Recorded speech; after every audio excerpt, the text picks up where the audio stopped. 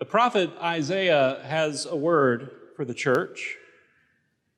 As is fairly typical of the prophets, Isaiah spends much of his time warning the people about the dangers of idolatry, of putting your love for something that is not God ahead of your love for God. In the portion we read this morning, God is responding to Isaiah's question in the preceding chapter. Isaiah had spent the earlier chapter asking God if he will let stand the trials of the people.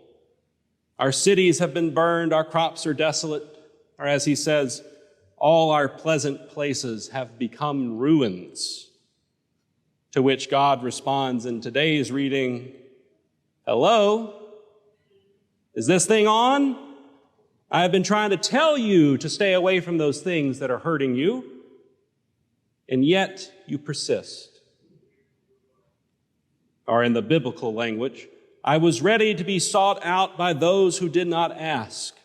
I held out my hands all day long to a rebellious people who walk in a way that is not good, following their own devices. Now, the things they were doing were worshiping at the altar of a fertility goddess and other things, which I don't think anyone here is doing, at least I hope not. But idolatry today has become a bit harder to identify. It's camouflaged itself to our senses.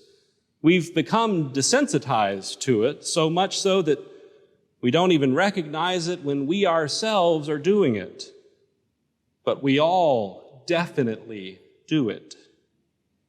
Every time you choose something harmful to yourself or another, you've chosen an idol over the living God.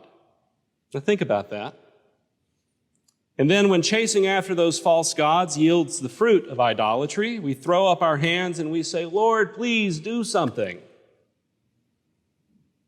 We, the church, have failed to distinguish ourselves from the world in any meaningful way. We forgot that the principal task of the church is to show the world that there is a different way to go through life.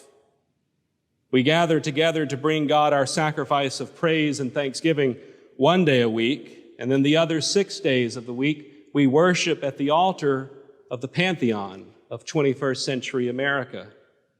Economy, violence, political entertainment, just like everyone else. It's exactly for these reasons, and reasons such as this, that God told the people through the prophet Amos, I hate, I despise your festivals, and I take no delight in your solemn assemblies, but let justice roll down like waters, and righteousness like an ever-flowing stream.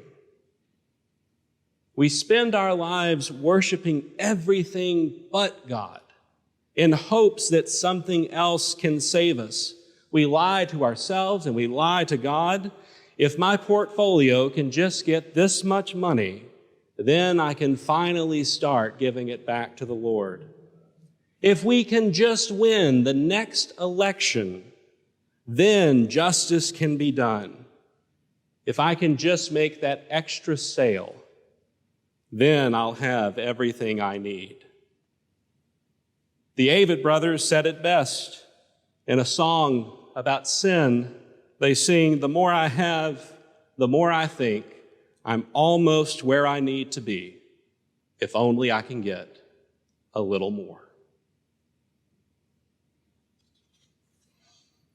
We have played the fool because as Omar says on The Wire, money don't got no owners, just spenders.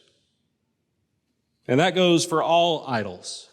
You think you're using them, but it is they who are using you. And so God tells us, I have no interest in your interest rates. I despise your portfolios. I will not look upon your land developments or market accounts, but let justice flow like water and righteousness like an ever-flowing stream. We alone are powerless against the forces of violence or addiction or the economy. We cannot control the Fed's interest rates. We cannot wrangle inflation. We cannot heal everyone hurt by the pain of loss and grief and addiction. We can't raise the dead who were sacrificed on the altar of the NRA. We can't defeat the powers and principalities of this world. God can and will, but we alone cannot. So then what are we to do? If all we are is the one righteous person, that will be enough. If we can train ourselves to be that one blessing in the cluster that Isaiah spoke about, that will be enough. God does not call us to fix everything, but to be faithful. He'll make everything new, but until that moment, we can continue to speak for the silence. We can stand up for the beaten down. You can offer to God perhaps the one righteous act in a situation where nothing good is happening. You can be that one reflection of Christ in a sinful and broken world, because it is through our faithful actions that God will work his wonders.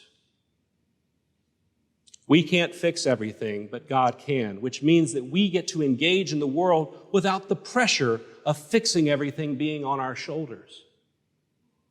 Because our responsibility is to be faithful to God. But if that's going to be you, if you want to be that person who speaks hope into despair, then you've got to know hope. So how can you see that hope? How can you, as St. Paul tells us in Ephesians, have the eyes of your heart enlightened that you might know the hope to which you were called? Or as St. Peter tells us in 1 Peter, how can you always be prepared to give an account for the hope that is within you? We see in the gospel today a possible answer in the scene of the Gerasene demoniac. After expelling the demons, Jesus tells the man, "Return to your home and declare how much God has done for you." If you want to find hope, look back at your life and see what God has already done for you. Because as good as it was, what's coming is even better. And if naming those things proves difficult for you, I want you to come down with me down to the Hope House, and we're going to talk to some people who I don't think any of us would want to trade places with, but who are more than happy to enumerate the manifold blessings of their lives. Go home today and declare all that God has done for you.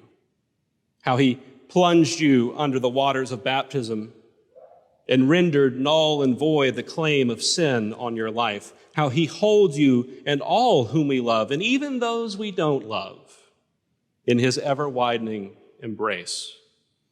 How he has won for us the victory by giving even his Son for our benefit. And then ask yourself, will any of these other gods I'm serving do the same?